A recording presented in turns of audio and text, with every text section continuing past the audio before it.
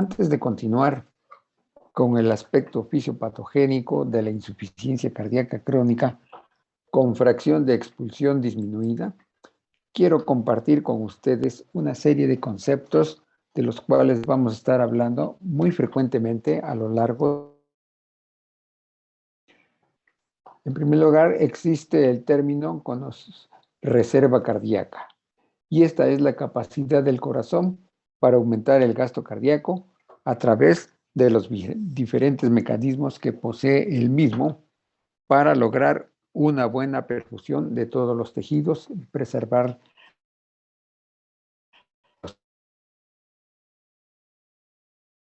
la reserva cardíaca o cronotrópica, y esta se refiere a que el corazón puede incrementar el gasto cardíaco a merced de aumento en la frecuencia cardíaca.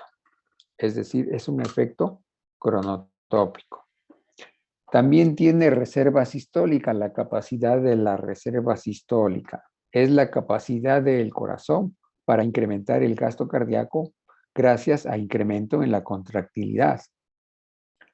También tiene capacidad de reserva diastólica, y esta es la virtud que tiene el corazón de incrementar el gasto cardíaco a través del mecanismo de Darwin. Y finalmente, hay dos términos cuando se dice insuficiencia cardíaca compensada o descompensada. He visto que en la general de los médicos se refieren a la insuficiencia cardíaca como descompensada cuando tiene síntomas, ¿verdad? Yo creo que bajo esas circunstancias nos tenemos que referir como insuficiencia cardíaca descontrolada. Aquí hay una definición de lo que es la insuficiencia cardíaca compensada. Aunque es un estado patológico, la función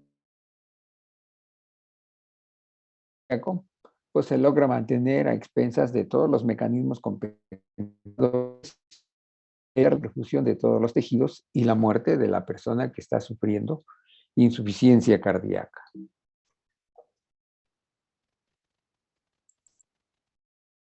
Y también vamos a estar hablando muy frecuentemente de la clase insuficiencia cardíaca con respecto a la incapacidad que produce sobre los individuos que padecen insuficiencia cardíaca. Esta es la clasificación de la New York Heart Association, es decir, la Sociedad de Cardiología de Nueva York. Es una de las más famosas y ha prevalecido a través de los años. Vean ustedes la clase funcional de la NYHA, de la New York Heart Association. Entonces, de la Asociación de Cardiología o del Corazón de Nueva York. Pues se utiliza en todo el mundo, creo yo, y se refiere a la capacidad que tienen los pacientes que están sufriendo de insuficiencia cardíaca frente al ejercicio. Vean ustedes, la clase funcional 1 se refiere principalmente a todos los pacientes que están asintomáticos gracias a los mecanismos compensadores.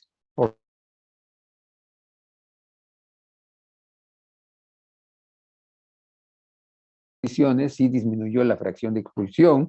Si recuerdan la curva de presión-volumen del ventrículo izquierdo, la curva de función ventricular se desvía hacia la derecha, pero gracias al mecanismo de Frank Starling, normaliza el gasto cardíaco y regresa hacia la izquierda la curva. Y además intervienen los péptidos natriuréticos.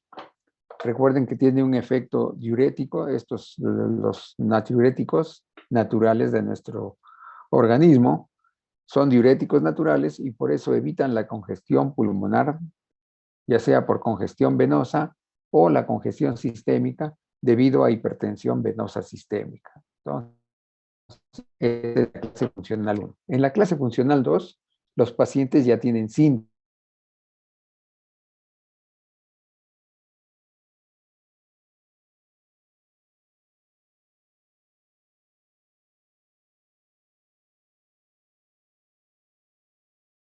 El paciente tiene disnea cuando camina una cuadra, por ejemplo, cuando sube escaleras. Se llama compensada debido a que los mecanismos de compensación están realizando su trabajo para que exista una buena perfusión a todos los tejidos, un funcionamiento adecuado de todos los órganos y además se preserve la vida de el problema de insuficiencia cardíaca. En estos casos, la curva de función ventricular se desvía más hacia abajo que en la clase 1 y el mecanismo de Frank-Starling no es suficiente para lograr normalizar el gasto cardíaco. Ya aquí comienzan los cambios hemodinámicos dentro de las cavidades cardíacas que mencioné en la clase.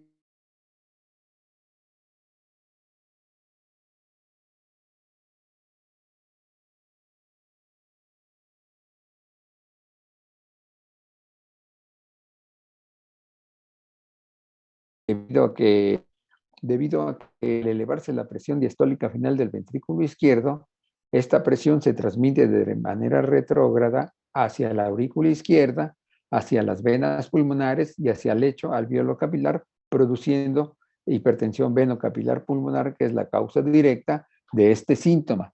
Disnea en sus diferentes grados, desde la más leve hasta la más severa.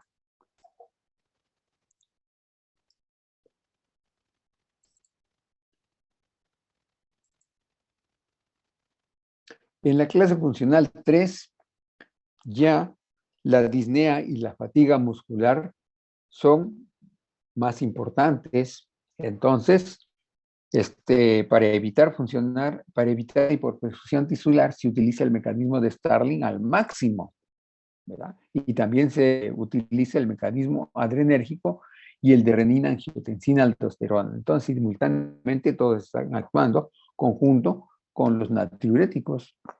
Esto logra normalizar el gasto cardíaco, pero a pesar de eso aparecen síntomas como la disnea, pequeños esfuerzos, porque es un paciente en clase funcional 3, es decir, que ya está bastante limitado, ¿verdad?, por la insuficiencia cardíaca para realizar ejercicio. ¿Por qué? Porque puede haber hipertensión venocapilar y también se presenta hipertensión venosa sistémica. El gasto cardíaco logra mantener la perfusión tisular, es decir, a los tejidos, para que estos permanezcan con vida, haya una buena función de todos los órganos de nuestro organismo y por lo tanto se le denomina insuficiencia cardíaca compensada, pero sintomática. Claro que de todas maneras, por los síntomas que está presentando el paciente, es factible, o mejor dicho, es fácil deducir que existe insuficiencia cardíaca y el gasto cardíaco está reducido, así como la fracción de expulsión.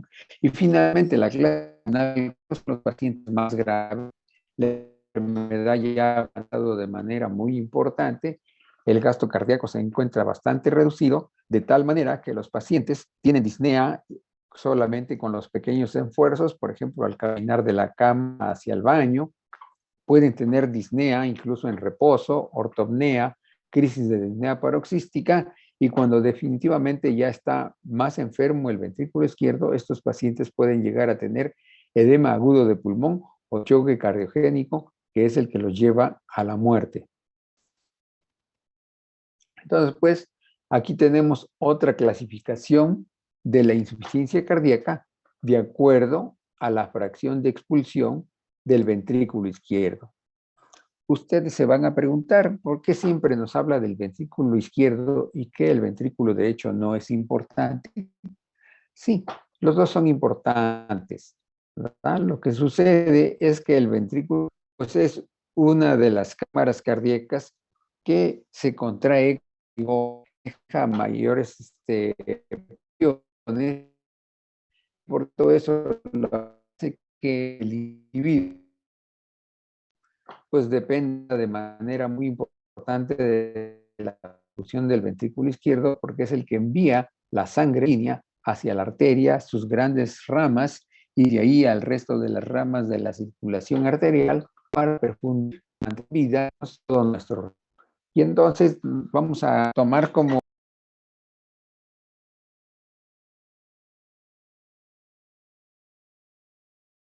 expulsión.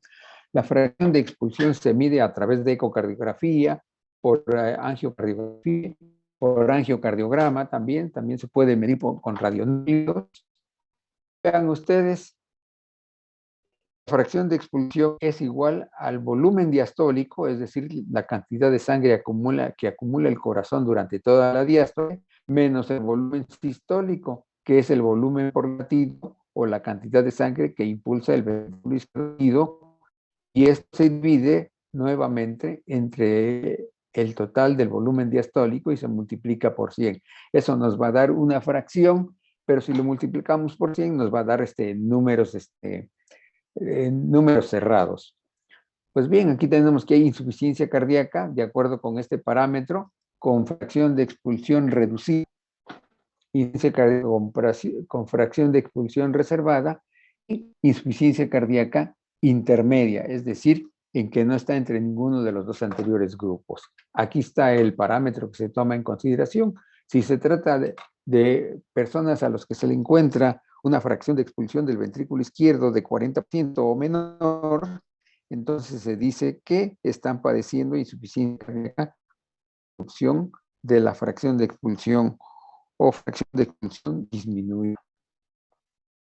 Si tiene una fracción de expulsión del 50% o mayor, que lo normal es 5%, entonces dice que tiene insuficiencia con fracción de expulsión del ventrículo izquierdo reservada.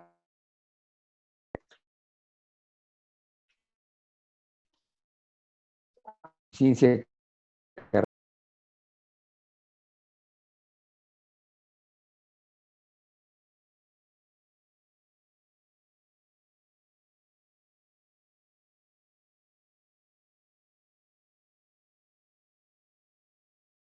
hace que se eleve de manera importante la presión diastólica final del ventrículo izquierdo. Y finalmente, los pacientes con fracción de eyección del ventrículo izquierdo intermedio, y son aquellos pacientes que están entre 40 y 49% y que pueden ser no muy sintomáticos o bien tener cierto grado de síntomas.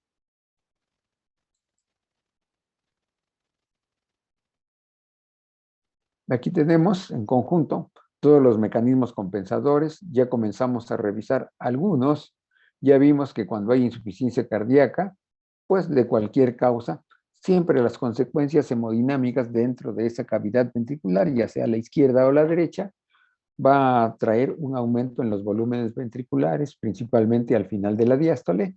Esto va a hacer que se incremente la presión diastólica, principalmente al final de la diástole, y con esto disminuye la fracción de expulsión y el gasto cardíaco. Y claro, de ahí del grado de fracción de expulsión que encontremos, dependiendo del método que utilicemos, podemos decir que se trata de una insuficiencia cardíaca con fracción de expulsión del ventrículo izquierdo conservada o reducida si esta es menor del 40% la fracción de expulsión. Ya vimos esto en la clase de ayer y estábamos revisando esto, revisamos la curva, pero vean qué sucede cuando hay disminución del gasto cardíaco y una reducción significativa de la fracción de expulsión.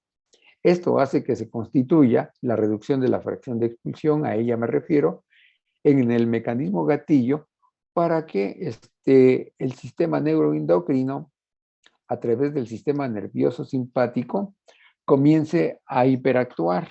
Su actividad está notablemente incrementada ante este problema de reducción de la fracción de expulsión y se empiezan a liberar grandes cantidades de adrenalina y de noradrenalina.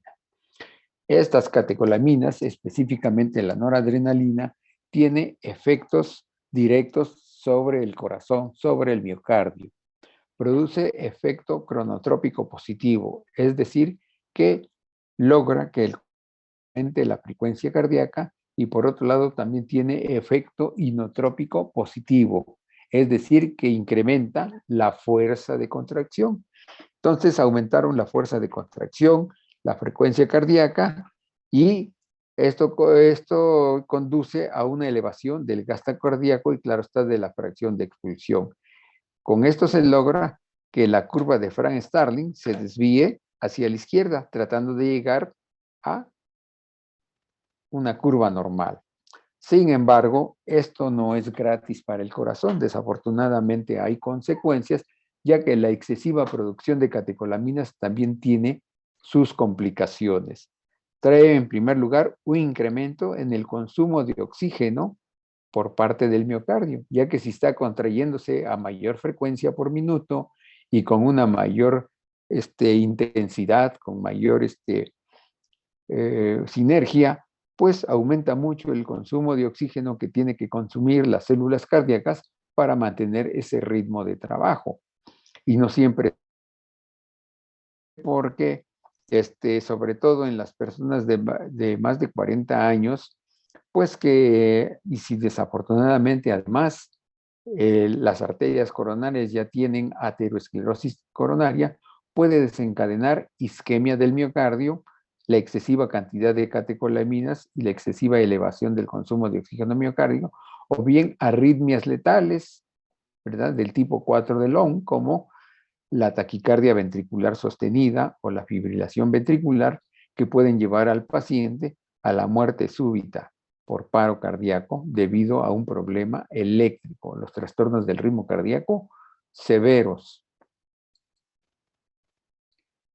Bien, entonces, la excesiva producción de catecolaminas durante la insuficiencia cardíaca, por un lado por la reducción del gasto cardíaco y por otro lado por la vasoconstricción que hay en ciertos lechos, en ciertos territorios de la circulación general, pero por otro lado, en otros órganos hay flujo sanguíneo, esa vasoconstricción y, la excesiva producción de catecolaminas, las catecolaminas, la noradrenalina, estimula directamente a la mácula densa que están situadas en el yuxtaglomérulo. Y entonces incrementan de manera importante la producción de renina y se echa a andar también de manera intensa el sistema de renina-angiotensina, que con el tiempo la actividad importante de estos dos mecanismos pues llega a producir efectos deleterios sobre el mismo corazón y sobre el resto del organismo de una persona con insuficiencia cardíaca. Vamos a revisar un cuadro. Aquí vean ustedes, hay daño miocárdico, puede ser directo o por sobrecarga hemodinámica excesiva, disminuye el gasto cardíaco y la fracción de expulsión, trae disminución de la presión arterial y eso como consecuencia una hipoperfusión tisular. Esto es el gatillo para que incremente el sistema nervioso simpático, la liberación de catecolaminas y la estimulación adrenérgica sea bastante importante. Actúa sobre el corazón aumentando la frecuencia cardíaca y el inotropismo, ¿verdad? Con esto mejorando el gasto cardíaco. Pero por otro lado, las catecolaminas producen vasoconstricción periférica, sobre todo en las arteriolas, y entonces las personas con síndrome de insuficiencia cardíaca se les puede ver con palidez y diaforesis, que son síntomas de insuficiencia cardíaca. Pero esto no termina ahí. Vamos a ver cómo continúa la activación sostenida de catecolaminas, no solamente que afectan directamente al corazón, sino también a la economía generalizada. Aquí tenemos otro mecanismo compensador que se llama el efecto de Bowditch. Este efecto de Bowditch lo descubrió ese doctor precisamente porque vio que el aumento de la frecuencia cardíaca en los corazones incrementa la fuerza de contracción. Y esto se debe a que aumenta la captación de calcio citosólico de los miocitos cardíacos para que se genere el desplazamiento y los puentes de actina y de miocina y aumente la fuerza de contracción. Y además durante la relajación, cuando se retiran las fibras de actina y de miocina de las otras, entonces durante la relajación se libera calcio con gran rapidez que es captada nuevamente por el retículo sarcoplásmico en la gran mayoría de las células cardíacas y otro pequeño porcentaje es liberado al citosol de las células para que egrese a través de la célula cardíaca al medio extracelular. Vean ustedes aquí el efecto Baudis. Aquí están los picos, es la frecuencia cardíaca, y la altura es la fuerza de contracción. Este corazón está latiendo a 70 latidos por minuto. Vean ustedes el tamaño de los picos. Es un corazón sano, desde luego, pero cuando aumenta la frecuencia cardíaca, ¿verdad? A 130 latidos por minuto, la fuerza de contracción incrementa. Este fenómeno, pues, se conoce con el nombre de fenómeno de Bowditch positivo, y ya vimos por qué sucede así. Este es otro mecanismo compensador. Entonces tenemos que el gasto cardíaco disminuyó, incrementó la estimulación adrenérgica, hay vasoconstricción periférica, y desde luego también hay vasodilatación en otros lechos, mejor dicho, en otros órganos, y esto produce redistribución del flujo sanguíneo. Es que la sangre se deriva, pues, de los tejidos que sufren vasoconstricción hacia los tejidos que experimentan vasodilatación. Entonces hay vasoconstricción, principalmente el piel, en el sistema explácnico, y en riñones, ahí es donde hay vasoconstricción de las arteriolas. Y hay vasodilatación principalmente en aquellos órganos, los más importantes para preservar la vida del sujeto, de la persona, el cerebro y el corazón. Entonces, a esto se le llama redistribución del flujo sanguíneo, que no a todos los órganos se les mantiene el volumen sanguíneo y el grado de perfusión de manera similar. Entonces, como hay vasoconstricción y hay hipoperfusión renal por la vasoconstricción de las arterias renales y desde luego de las arterias aferentes en los glomérulos renales, esto lleva a un desequilibrio glomérulo-tubular. Entonces, como hay hipoperfusión renal, por un lado las catecolaminas y por otro lado esta hipoperfusión renal estimula a que la mácula densa incremente la producción de renina, ¿verdad? Por parte de los ritmos de renina, angiotensina, aldosterona, que finaliza con la liberación intensa y prolongada de aldosterona al ser estimulada la corteza suprarrenal. Con esto, pues los riñones logran una retención importante de sodio y de agua. Vamos a ver qué consecuencias trae esto sobre los pacientes con insuficiencia cardíaca. Ya voy a terminar para que se vayan a descansar este fin de semana. Entonces vean ustedes, aquí ya tenemos otro cuadro con repetición de lo anterior, pero poco a poco vamos a ir conociendo un poco más de lo que está aconteciendo en el sistema cardiovascular y en el organismo de las personas con insuficiencia cardíaca. La hipoperfusión renal, ya mencionamos que aumenta la producción de renina, la secreción de angiotensinógeno, ¿verdad? Claro, la formación de angiotensina 1 y a su vez la enzima conversora de angiotensina convierte a la angiotensina. Angiotensina 2 es la que es metabólicamente activa y es la que actúa precisamente sobre los receptores en diferentes tejidos, sobre el receptor de angiotensina 2, el receptor 1 de angiotensina 2, y la glándula suprarrenal es uno de los blancos importantes, es un órgano blanco, y estimula a la corteza suprarrenal, a la corteza suprarrenal, para que libere grandes cantidades de aldosterona. Esto incrementa la retención de sodio y agua y, por otro lado, la excreción de potasio y de magnesio. La angiotensina 2 también es un poderoso vasoconstrictor, ¿verdad? Como lo hace la norepinefrina, la noradrenalina, y esta vasoconstricción periférica incrementa pues las resistencias arteriolares sistémicas y incrementan la poscarga, es decir, el impedimento para el vaciamiento del ventrículo izquierdo hasta en los grandes vasos durante la sístole, ¿verdad? Esto trae como consecuencia mayor consumo de oxígeno y mayor perseverancia o mayor empeoramiento de la insuficiencia cardíaca, porque el corazón pues no está recibiendo la cantidad de oxígeno que se requiere debido a estas alteraciones, y eso perpetúa la insuficiencia cardíaca y la va agravando cada vez más. Leemos este último cuadrito y ya nos vamos a descansar. Entonces disminuyó el gasto cardíaco, aumentó la secreción de catecolaminas. Vean, se mantiene la perfusión tisular gracias a esto, pero hay redistribución del flujo sanguíneo. Estos son los territorios en los cuales disminuye la perfusión por vasoconstricción, piel, territorio esplácnico, riñones, y incrementa el flujo sanguíneo por vasodilatación, principalmente de arterias de cerebro y corazón. Hay hipoperfusión renal y hay desequilibrio glomérulo-tubular. La secreción de renina estimula a la mácula densa para que se produzca mayor angiotensina.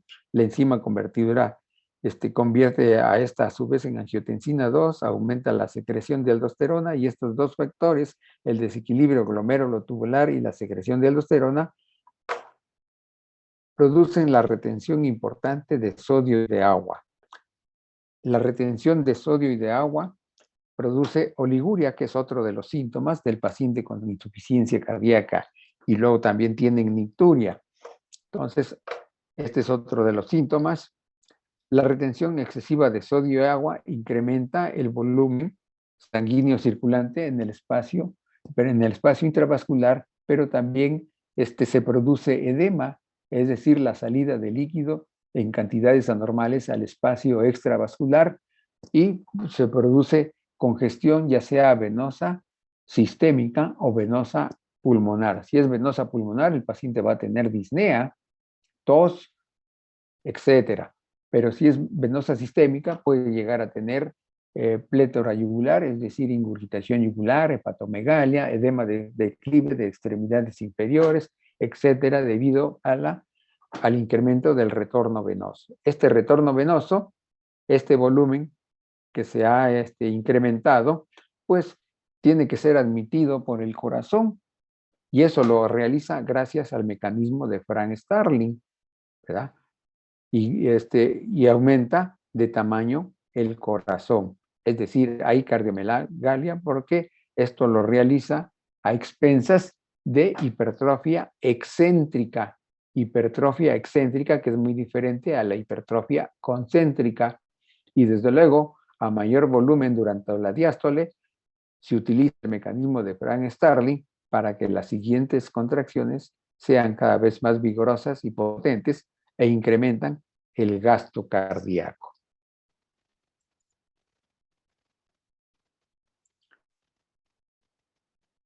Bien, doctores, ya los dejo descansar. Es ya necesario el fin de semana. Si no lo merecemos, pero pues sí lo necesitamos para descansar, ¿verdad? Sobre todo ustedes que tienen muchas horas de clase y tienen que estar ahí en la escuela y llegar a la casita y todavía revisar los temas. Entonces, espero que tengan un buen fin de semana, que descansen. Ya después de repuestos logren revisar sus temas de todas las clases que llevan en este año para que continúen su curso. Entonces pasen un muy buen fin de semana. Gracias, doctor, igualmente. Si tienen